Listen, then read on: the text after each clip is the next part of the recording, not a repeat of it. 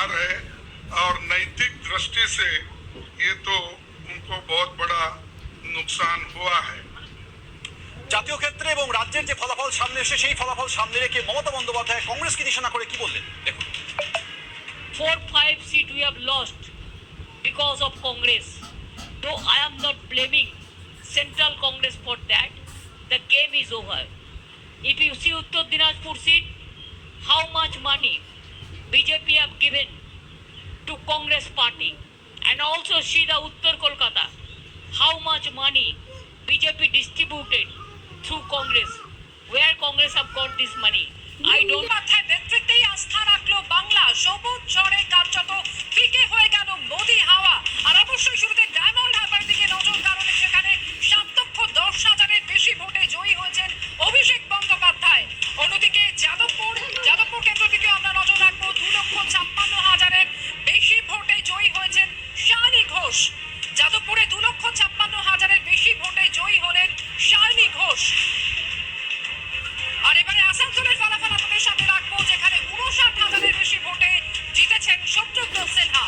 আসানসোলে 59,000-এর বেশি ভোটে জয়ী শত্রুঘ্ন সিনহা। আর এবার মালদা দক্ষিণ একটি মাত্র আসন গেল কংগ্রেসের ঝুলিতে, যেখানে জয়ী হয়েছেন কংগ্রেস প্রার্থী ঈশা খান চৌধুরী।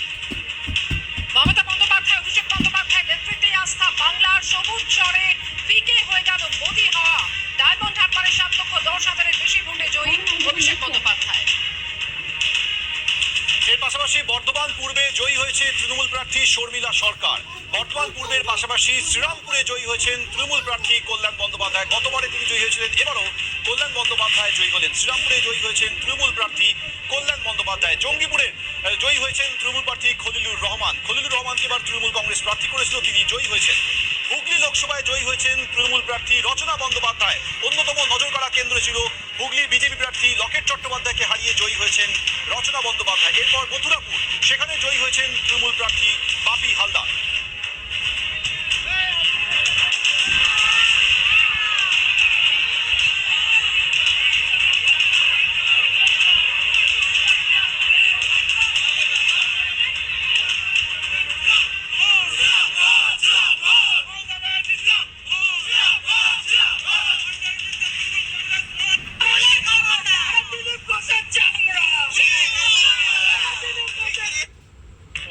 তথা সন্দেশখালীর ফলাফলে কি বলেন মমতা বন্দ্যোপাধ্যায়, রাখবো আপনাদের সাথে। যে সন্দেশখালী নিয়ে এত অপপ্রচার কুৎসা আমার মা বোনদের অসম্মান করেছে, সেই সন্দেশখালীতেও আমরা জিতেছি। এর আগে মমতা বন্দ্যোপাধ্যায় তৃণমূল কংগ্রেস বারবার কেন্দ্রীয় এজেন্সির আক্রমণ নিয়ে সরব হয়েছেন, আর আজ মমতা বন্দ্যোপাধ্যায় ফের কি বললেন দেখুন। সবচেয়ে টর্চার, সবচেয়ে অ্যাট্রসিটিস বাংলার উপরে হয়েছে। একদিকে সিবিআই এর অত্যাচার, একদিকে ইডির অত্যাচার, একদিকে ইনকাম ট্যাক্সের অত্যাচার, একদিকে বিজেপির হোম মিনিস্ট্রির অত্যাচার। আমার সহকর্মীরা, আমার তৃণমূল কংগ্রেসের সহকর্মীরা, আমাদের প্রশাসন যদিও তাদের অনেকভাবে হিউমিলিয়েট করেছে, আমার অনেক বাংলার আইএস কে বাতিল করে দিয়েছে। যেদিনই প্রধানমন্ত্রী এসছেন একটা করে ডিএম বাতিল, নয় একটা করে আইএস বাতিল। আমার 4টে ডিএম WBCS, তারা কি মানুষ নয়? তাদের বাতিল করে দিয়েছে, আইসি বাতিল করে দিয়েছে। এখানে ইলেকশনটা টোটাল কন্ডাক্ট করেছে বিজেপির এক গদ্দার। সিবিআই কার হাতে, ইডি কার হাতে? এরপর কোশ্চেনগুলো উঠবে। দিকে দিকে তৃণমূল কংগ্রেসের জয়ে কোচবিহারও তৃণমূল প্রার্থী জয়ী হয়েছেন, আর জয়ের পর সেখানে তৃণমূল কংগ্রেস কর্মী সমর্থকরা উৎসবে মাতলেন।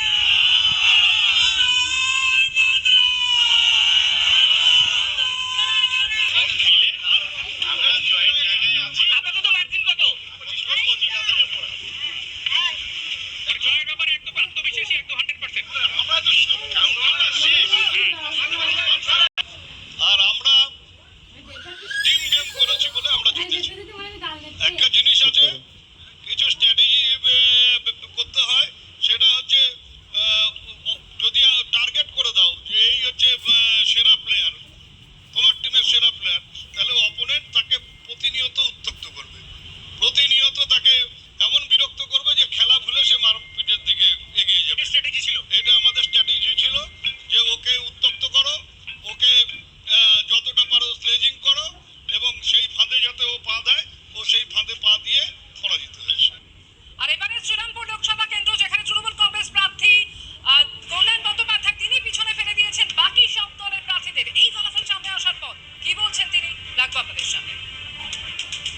সে 1 লক্ষর মতো ছিল, এবারে হচ্ছে 1,85,000।